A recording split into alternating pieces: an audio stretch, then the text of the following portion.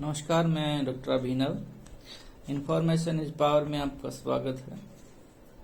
हमने कल रोहतक लोकसभा के डाटे के बारे में बातचीत की थी कि रोहतक जो सोनीपत जो लोकसभा है उसमें 2009, 2014 और 2019 में किन किन पॉलिटिकल पार्टीज के 5 उम्मीदवार रहे जो टॉप पे रहे और किस पॉलिटिकल पार्टी के नेता ने जो सोनीपत जो लोकसभा है उस पे जीत हासिल की, जिसमें से ब्रीफ में एक बार मैं दोबारा बताना चाहूँ कि 2009 में ये जो सोनीपत लोकसभा सीट थी वो कांग्रेस के पास थी। 2014 में बीजेपी के पास आई और 2019 में भी बीजेपी के पास ये सीट है। अब जो चुनाव 2024 का है वो अब देखना है कि ये सीट कांग्रेस के पास जाएगी या बीजेपी इस पे हैट्रिक लगाएगी। तो ये तो सोनीपत की जो जनता है वो तय करेगी। तो फिलहाल हम आगे बढ़ते हैं। तो आज हम रोहतक जो लोकसभा है उसके बारे में बात करते हैं कि रोहतक लोकसभा के अंतर्गत कौन कौन सी पहले विधानसभाएं आती हैं और इन विधानसभाओं में किस किस पॉलिटिकल पार्टी के सिटिंग एमएलए हैं, और उसके बाद हम उसके डाटा पे बात करेंगे रोहतक के लोकसभा के बारे में। तो रोहतक जो लोकसभा है उसमें 9 विधानसभाएं हैं। तो 9 विधानसभाएं जो इस प्रकार से हैं, जो एक विधानसभा है झज्जर, दूसरी है बादली, बहादुरगढ़, रोहतक, कलानौर, बेरी, महम, कड़ी सापला, इलोई और कौसली, यानी कि ये 9 विधानसभाएं रोहतक लोकसभा के अंतर्गत आती हैं। अब इन 9 में विधानसभाओं में कितनी बढ़त यानी कि सिटिंग एमएलए कांग्रेस के हैं और कितनी बीजेपी के हैं, और एक समदत्तर उम्मीदवार भी है इसमें, यानी कि विधायक भी है, उसकी भी बात करते हैं। तो जो 9 विधानसभाएं हैं रोहतक लोकसभा में, उसमें झज्जर पे अभी सिटिंग एमएलए है कांग्रेस का, बादली पे सिटिंग एमएलए है कांग्रेस का, रोहतक पे सिटिंग एमएलए है कांग्रेस का, कलानौर पे सिटिंग एमएलए है कांग्रेस का, और बेरी विधानसभा पे सिटिंग एमएलए है कांग्रेस का, और महम विधानसभा पे आजाद उम्मीदवार है, आजाद यानी कि आजाद निर्वाचित है सदस्य एमएलए, और घड़ी सापला किलोई में कांग्रेस के पास है, और कौशली जो विधानसभा है वो बीजेपी के पास है। यानी कि बीजेपी के पास 9 में से एक विधानसभा है, और बाकी जो महम विधानसभा है उस पे आजाद उम्मीदवार है, और बाकी जितनी भी सीट है यानी कि 6 सीट है, यानी कि 7 सीट है, तो 7 सीटों पे कांग्रेस के सिटिंग एमएलए हैं। तो यहाँ पे कांग्रेस का पलड़ा भारी है 2019 के चुनाव में, विधानसभा के चुनावों में। तो अब लेकिन क्या है कि 2019 के चुनाव में ही, लोकसभा के चुनाव में भारतीय जनता पार्टी के उम्मीदवार की जीत हुई है। तो उससे पहले जो जीत हुई है, तो उससे पहले एक डाटा हम देख लेते हैं 2009 से। तो 2009, 2014 और 2019, तो इन तीनों लोकसभाओं का जो रिजल्ट है उसका एक बार हम विश्लेषण कर लेते हैं। उसके बाद हम जो 24 का विश्लेषण है हम कर पाएंगे, क्योंकि डाटा के आधार पर ही हम आगे बढ़ सकते हैं।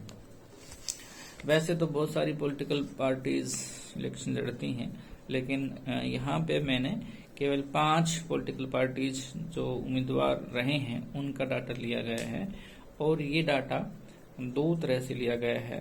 आप उसको चेक भी कर सकते हैं। एक है यूनिवर्सिटी रिजल्ट, दूसरा है आपका भारतीय चुनाव आयोग की वेबसाइट।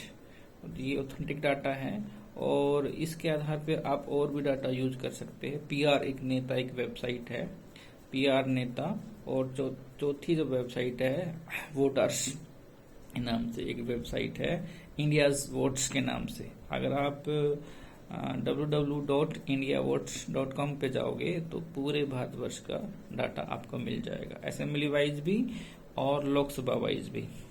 तो हम आगे बढ़ते हैं।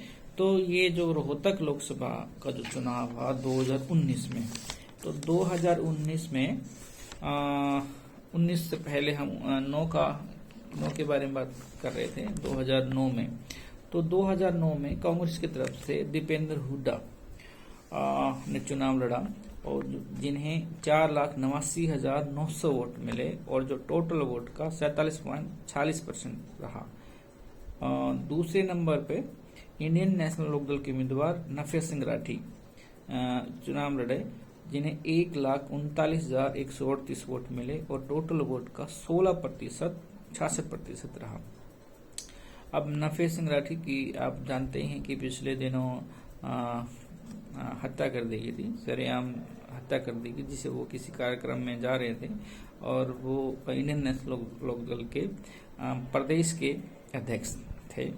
तो उनकी जो राजनीति जो रही, उन्होंने वो सिटिंग वो एमएलए भी रहे बहादुरगढ़ से 1-2 बार इंडियन नेशनल लोकदल की तरफ से, लेकिन कुछ रंजिश बताई जाती है कि उनकी हत्या कर दी गई। तो वो एक दूसरी बात है, लेकिन एक हरियाणा ने एक अनुभवी और अच्छे नेता को खो दिया, ये सबसे बड़ी दुखदायी घटना है। तो ये तीसरी बात ये है कि हरियाणा में इसमें जो रोहतक जो लोकसभा है, इसमें तीसरे नंबर पर बहुजन समाज पार्टी के नेता राजकुमार ने चुनाव लड़ा, जिन्हें 68,203 वोट मिले और जो टोटल वोट का 8.16% रहा। चौथे नंबर पर हरियाणा जनहित कांग्रेस BL, ये एक पार्टी होती थी। भजनलाल ने कांग्रेस से अलग होकर पार्टी बनाई थी और इसका नाम रखा गया था हरियाणा जनहित कांग्रेस BL मीन भजनलाल। तो इनकी तरफ से कृष्णमूर्ति जी ने चुनाव लड़ा और उन्हें 20,465 वोट मिले और जो टोटल वोट शेयर का 2.45% रहा। 5वें नंबर पर आजाद उम्मीदवार के रूप में सत्यवान रंगा साहब ने इलेक्शन लड़ा और उन्हें 6,876 वोट मिले और जो टोटल वोट का 0.82% वोट रहा। तो 2009 में दीपेंद्र हुड्डा जी इस सीट से विजयी रहे और दूसरे नंबर पर इंडियन नेशनल लोकदल के उम्मीदवार नफे सिंह राठी साहब रहे और तीसरे नंबर पर बहुजन समाज पार्टी के उम्मीदवार राजकुमार जी रहे और चौथे नंबर पर कृष्णमूर्ति जी रहे और 5वें नंबर पर आजाद उम्मीदवार सत्यवान रंगा जी रहे। अब 2009 के बाद 2014 का इलेक्शन हुआ लोकसभा का रोहतक में, तो उस पे भी हम नजर डाल लेते हैं एक बार। 2014 में कांग्रेस ने एक बार फिर दीपेंद्र सिंह हुड्डा साहब को टिकट दिया और उन्हें 4,89,900 वोट मिले, थोड़ा डाटा चेंज है इसमें, मिले और 47.46% मिले। दूसरे नंबर पर बीजेपी की तरफ से ओम प्रकाश धनखड़ साहब को वोट मिला और उन्हें 3,18,984 वोट मिले और वो टोटल वोट का 30.71% वोट शेयर रहा। तीसरे नंबर पर इंडियन नेशनल लोकदल की तरफ से शमशेर सिंह खड़गड़ा जिन्हें चुनाव लड़ा, जिन्हें 1,51,085 वोट मिले और ये टोटल वोट का 14.85% रहा। चौथे नंबर पर आम आदमी पार्टी की तरफ से नवीन जैन ने चुनाव लड़ा, जिन्हें 46,739 वोट मिले, जो टोटल वोट का 4.5% रहा। तो 5वें नंबर पर बहुजन समाज पार्टी के उम्मीदवार मनोज कुमार ने चुनाव लड़ा, जिन्हें 18,682 वोट मिले और जो टोटल वोट का 1.8% रहा। तो ये 2014 का जो इलेक्शन रहा उसमें 20 सीट जो है लगातार 2 बार दीपेंद्र हुड्डा साहब माननीय सांसद बने और इसमें हम थोड़ा सा एक विश्लेषण करें 14 और 9 के बारे में। तो 14 में क्या है कि जो आज़ाद उम्मीदवार पहले 5 पे था, 5वें नंबर पे था, वो चला गया, मतलब उसकी तरफ 2005 में बहुजन समाज पार्टी 2005 में स्थान पे आई 2014 में, और वहीं बहुजन समाज पार्टी 2009 में तीसरे नंबर पे पॉलिटिकल पार्टी थी। और वहीं जो इंडियन नेशनल लोकदल जो 2009 में दूसरे नंबर पे थी, वहीं 2014 में वो तीसरे नंबर की पॉलिटिकल पार्टी हो गई। और जो भारतीय जनता पार्टी का उम्मीदवार दूसरे नंबर पे आ गया। तो ये भी एक बहुत बड़ा एक चेंज हम देख रहे हैं कि पहले 5 नंबर पे 2009 के इलेक्शन में भारतीय जनता पार्टी का उम्मीदवार भारतीय जनता पार्टी नहीं थी, यानी कि रोहतक लोकसभा में पहले 5 उम्मीदवारों में भारतीय जनता पार्टी का उम्मीदवार यानी भारतीय जनता पार्टी पहले 5 स्थान पर भी नहीं थी। लेकिन जब 2014 का इलेक्शन हुआ तो भारतीय जनता पार्टी का जो उम्मीदवार है उसने दूसरा स्थान हासिल किया। तो ये मैं बताना चाहता हूँ। अब इसमें 2019 का जो इलेक्शन है उसकी हम देख लेते हैं। तो 2019 का जो इलेक्शन हुआ रोहतक लोकसभा में, तो इसमें अरविंद कुमार शर्मा बीजेपी की तरफ से, जिन्हें 5,66,242 वोट मिले, जो टोटल वोट का 46.82% रहा। यानी कि भारतीय जनता पार्टी 2014 में दूसरे नंबर पे थी और 2019 में वो पहले नंबर पे आ गई भारतीय जनता पार्टी। और इनके जो उम्मीदवार हैं अरविंद कुमार शर्मा जी ने ये इस पे माननीय सांसद चुने गए 2019 में रोहतक लोकसभा में। अभी जो सिटिंग एमएलए हैं, एमपी हैं, वो अरविंद कुमार शर्मा साहब हैं। और अभी जो इलेक्शन चल रहा है वो 2024 का, तो उसमें भी भारतीय जनता पार्टी ने अरविंद शर्मा साहब को टिकट दिया है। तो दूसरी तरफ कांग्रेस की तरफ से दीपेंद्र हुड्डा साहब को टिकट दिया है। तो इसमें दूसरे नंबर पर दीपेंद्र सिंह हुड्डा जी रहे कांग्रेस की तरफ से, जिन्हें 5,63,606 वोट मिले, जो टोटल वोट का 41.71% है। अब जो बीजेपी और कांग्रेस का जो डिफरेंस है 2019 में, जीतने वाले कैंडिडेट को मिला, यानी कि भारतीय जनता पार्टी के उम्मीदवार को मिला 5,66,242 एक नंबर पे। वहीं जो हारने वाला कैंडिडेट है, जो दूसरे नंबर पे कैंडिडेट है इंडियन नेशनल कांग्रेस का, उनको मिला 5,63,606 वोट मिला, यानी कि दूसरे नंबर पे। तो ये जो गैप है बहुत बड़ा नहीं है, बहुत कम गैप है। तो अब इस पे अभी जो इलेक्शन होगा तो बड़ी फाइट होने वाली है आंकड़ों के आधार पर कि जो फर्स्ट अभी जो एमपी हैं, क्या वो अपना जीत बरकरार रख पाएंगे, ये एक बड़ी चुनौती होगी। और क्या जो दूसरे नंबर का जो उम्मीदवार रहा 2019 में माननीय दीपेंद्र सिंह हुड्डा साहब, क्या वो एक नंबर पर पाएंगे, ये तो रोहतक की जनता ही बता पाएगी। लेकिन तीसरे नंबर पर हम बात कर लेते हैं। तो तीसरे नंबर पर किशन लाल पांचाल साहब बसपा बहुजन समाज पार्टी की तरफ से, उन्हें 38,183 वोट मिले, जो 16% रहे। और प्रदीप कुमार देशवाल जजपा, ये उन्हें 21,050 वोट मिले, जो 1.74% हैं। और 5वें नंबर पर इंडियन नेशनल लोकदल के जो उम्मीदवार हैं धर्मवीर को 7,142 वोट मिले, जो 0.59% है।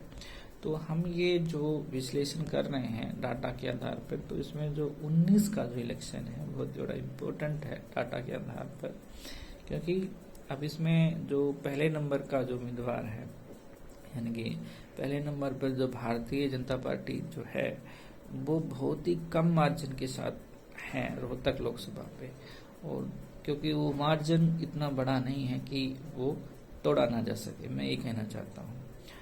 और लेकिन दूसरी बात ये है कि पार भी नहीं किया जा सकती, कुछ भी हो सकता है। लेकिन यहाँ पे एक थोड़ा सा बदलाव आया है तीसरे नंबर पे।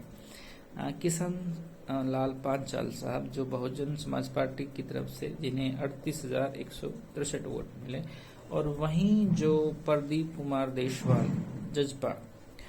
अब ये जो जननायक जनता पार्टी जो इंडियन नेशनल लोकदल से टूट के बनी, तो ये 4 और 5 पे आई। 5वें नंबर पर इंडियन नेशनल लोकदल है और चौथे नंबर पर जजपा है, जननायक जनता पार्टी है। लेकिन यहाँ पे एक बदलाव ये है कि जो 2014 में बहुजन समाज पार्टी 5वें नंबर पर थी, वहीं बहुजन समाज पार्टी 2019 में तीसरे नंबर पर पॉलिटिकल पार्टी बन गई है। ये बहुत बड़ी बात है। लेकिन इसमें ये है कि लोकतंत्र सुरक्षा पार्टी और बहुजन समाज पार्टी का गठबंधन था, तो दोनों का वोट शेयर उसमें हम काउंट करते हैं, तो ये तीसरे नंबर पे आने का एक रीजन है। लेकिन इससे पहले अगर हम 14 में देखते हैं, बहुजन समाज पार्टी का जो वोट शेयर है वो तीसरे नंबर पे, यानी कि अकेली का, उसमें 68,203 वोट है, यानी कि बहुत ज्यादा वोट है। लेकिन यहाँ पे हम देखते हैं वही वोट थोड़ा सा कम हो, बहुत ज्यादा कम हो गए हैं 2014 में, जो वो अकेले चुनाव लड़ती है, तो 18,682 वोट उनको मिलते हैं 2014 के इलेक्शन में बहुजन समाज पार्टी का। और जो बहुजन समाज पार्टी गठबंधन में चुनाव लड़ती है 2019 में, तो वो 30 नंबर की पॉलिटिकल पार्टी बनती है। तो इसका मतलब कि गठबंधन बहुजन समाज पार्टी के लिए फायदे का सौदा रहा। अगर हम उसका वोट शेयर, वोट प्रतिशत देखते हैं तो फायदे का सौदा रहा। तो वहीं जब पार्टी टूटती है तो नुकसान की भी बात होती है। तो इसमें जो इंडियन नेशनल लोकदल है और जजपा है, तो दोनों को ही उसमें खामियां भुगतनी पड़ी। तो वहीं जो इंडियन नेशनल लोकदल जो पार्टी है वो 2014 में जो तीसरे नंबर पे थी, वहीं 2019 के इलेक्शन में वो 5वें नंबर पर आ गई। तो उसका जो 5वें नंबर पे जो वोट प्रतिशत है 2019 में, वो 7,122 वोट है 5वें नंबर पर 2019 में। और वहीं 2014 में जो अकेली पॉलिटिकल पार्टी थी, वो तीसरे नंबर पे की पॉलिटिकल पार्टी थी, जिन्हें 1,51,085 वोट मिले। तो इसका मतलब ये कि गठबंधन एक बहुत बड़ी ताकत है। तो कोई भी पॉलिटिकल पार्टी गठबंधन करती है तो उसके तो वोट शेयर बढ़ना निश्चित है, तो उसके जीत होना भी निश्चित है। अगर जीत होना निश्चित नहीं है, लेकिन वोट में तब्दीली होना निश्चित है, क्योंकि जब दो आदमी मिलकर लड़ते हैं तो जीत की तरफ बढ़ते हैं। लेकिन कई बार ये होता है कि भाई वोट का ट्रांसफर भी नहीं हो सकता है, जैसे कि हम कह सकते हैं, कहा भी जाता है कि भाई वोट का ट्रांसफर नहीं हुआ, या वोट का कुछ जगह पे ट्रांसफर हुआ, कुछ जगह पे नहीं हुआ। तो ये भी बड़ा एक क्वेश्चन हम सोचते हैं, पॉलिटिकल पार्टीज के लीडर सोचते हैं, या उनके साथ साथ उनके कार्यकर्ता सोचते हैं, उनके वोटर सोचते हैं। तो ये भी एक बड़ा रीजन हो सकता है। तो कुछ भी हो सकता है। लेकिन 2019 का जो इलेक्शन है, आम इलेक्शन है, उसमें सोनीपत जो लोकसभा सीट है, तो उस पे जो फाइट है तो 2 पॉलिटिकल पार्टीज में रहेगी, नो डाउट। क्योंकि इसमें जो अभी अगर हम विधानसभा देखते हैं 2019 में, तो विधानसभा जो सीटों पे है, तो उसमें 9 सीटों पे 7 पे सिटिंग एमएलए कांग्रेस के हैं, और 1 एमएलए जो कोसली से है वो बीजेपी के पास है, और 1 एमएलए जो महम से है वो आजाद उम्मीदवार है। अब आजाद जो उम्मीदवार है, अब उसने भी एक पॉलिटिकल पार्टी बना ली है, उन्होंने भी एक पॉलिटिकल पार्टी बना ली है। तो वो गठबंधन किसके साथ करते हैं रोहतक में और किसके साथ नहीं करते हैं, तो ये भी एक बड़ा क्वेश्चन है, या वो खुद के अपने उम्मीदवार उतारते हैं, तो एक अलग क्वेश्चन है। क्योंकि राजनीति में क्या तो गठबंधन होता है, और आजकल तो बहुत ज़्यादा गठबंधन की राजनीति हो चली है, और नहीं तो आज़ाद उम्मीदवार तो होते ही हैं। तो ये आज हम रोहतक जो लोकसभा है, विभिन्न जो पॉलिटिकल पार्टी हैं, अब इसमें मुख्य रूप से 5 नंबर पे अगर हम क्रमांक देखते हैं 2019 के हिसाब से, उसमें 5 पॉलिटिकल पार्टी, इसमें भारतीय जनता पार्टी राष्ट्रीय पार्टी है, इंडियन नेशनल कांग्रेस राष्ट्रीय पार्टी है, बहुजन समाज पार्टी राष्ट्रीय पार्टी है, प्रदीप ये जेजेपी ये एक क्षेत्रीय पार्टी है। इनको भारतीय चुनाव आयोग ने पिछले ही साल 2 साल पहले जब इनको 10 सीटें मिली विधानसभा में, तो ये इनको क्षेत्रीय पार्टी का दर्जा मिला।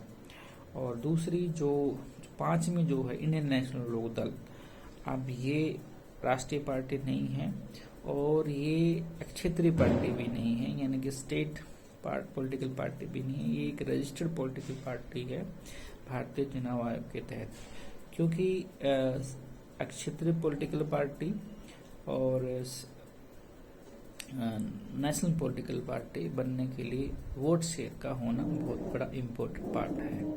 वैसे तो भारतवर्ष में लगभग 3000 पॉलिटिकल पार्टीज हैं, तो ये नहीं कि सभी नेशनल पॉलिटिकल पार्टी हैं या सभी क्षेत्रीय पॉलिटिकल पार्टी हैं, लेकिन भारतीय लोकतंत्र में हर व्यक्ति को कोई भी पॉलिटिकल पार्टी बनाने का अधिकार है और चुनाव लड़ने का अधिकार है।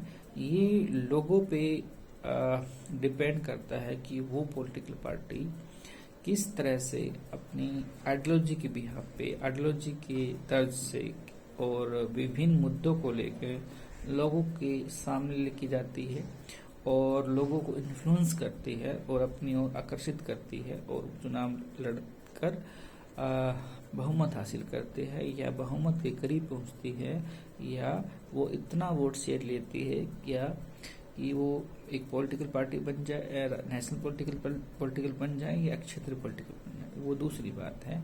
तो आज का जो विषय रहा कि रोहतक लोकसभा में किस 2009 का रिजल्ट, 2014 का रिजल्ट और 2019 का रिजल्ट, मुझे लगता है कि आपको रोहतक लोकसभा के बारे में जो पहले जानकारी थी उससे थोड़ा सा ज़्यादा ही आपको बड़ी होगी, और थोड़ा सा अगर पहले थी तो वो थोड़ा रिमाइंड हो गई होगी।